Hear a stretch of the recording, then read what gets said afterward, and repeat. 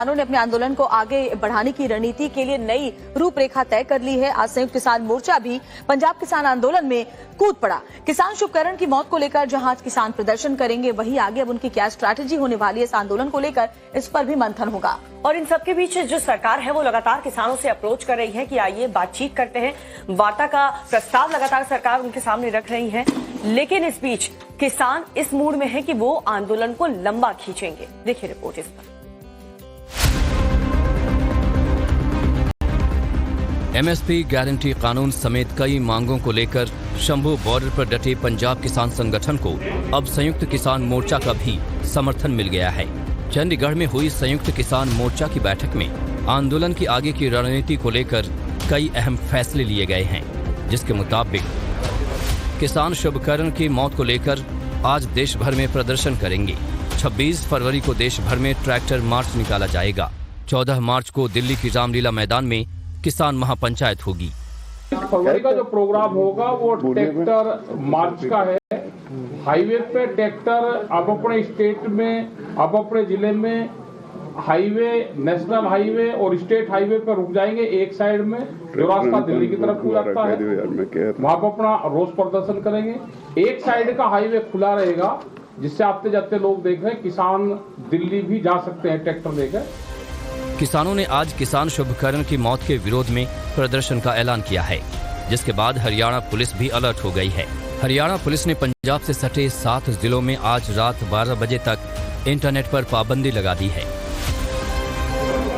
किसान आंदोलन पर अड़े हैं, तो वहीं सरकार ने अपील की कि वो किसानों के प्रति समर्पित है और वार्ता के जरिए हल निकालने के लिए हर वक्त तैयार है। कई दौर की बातचीत हुई है और अभी भी हम बातचीत के लिए किसान संगठनों से कहा है कि इसका समाधान बातचीत के माध्यम से हम निकालेंगे, क्योंकि किसी भी समस्या का समाधान बातचीत के माध्यम से ही निकलता है, वार्ता के माध्यम से ही निकलता है।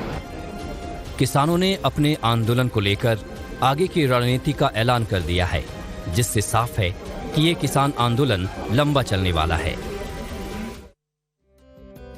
और इसी किसान आंदोलन के दौरान एक युवक की मौत हुई तो किसान ने पुलिस प्रशासन और सरकार पर सवाल उठाना शुरू कर दिया, लेकिन इस मौत के लिए किसान भी उतने ही जिम्मेदार हैं। कल रात पाठशाला में सुशांत सिन्हा की डिटेल रिपोर्ट में आप देखेंगे तो आप भी समझ पाएंगे। तो चलिए आपको न्यूज की पाठशाला की एक क्लिप अभी दिखा देते हैं, और ज्यादा डिटेल्ड एनालिसिस के लिए आप रोज रात 9 बजे जरूर देखा कीजिए न्यूज की पाठशाला।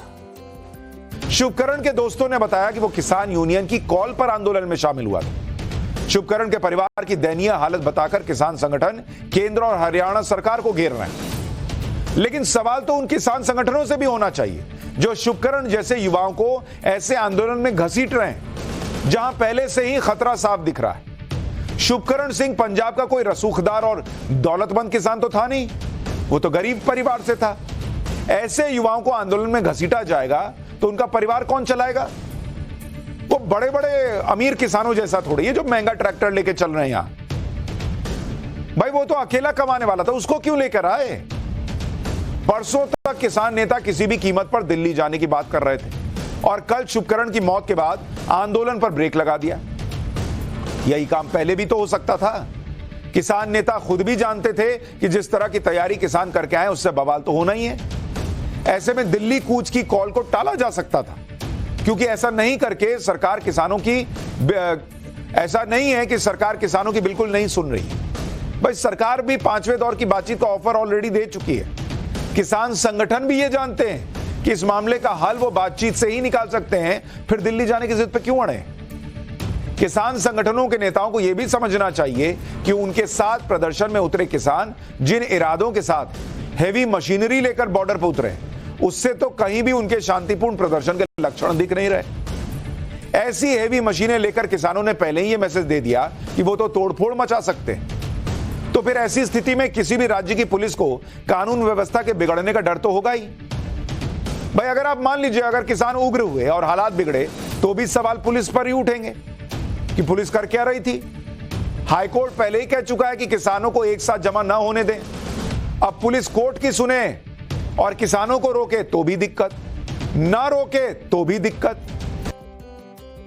और चलिए खबर आपको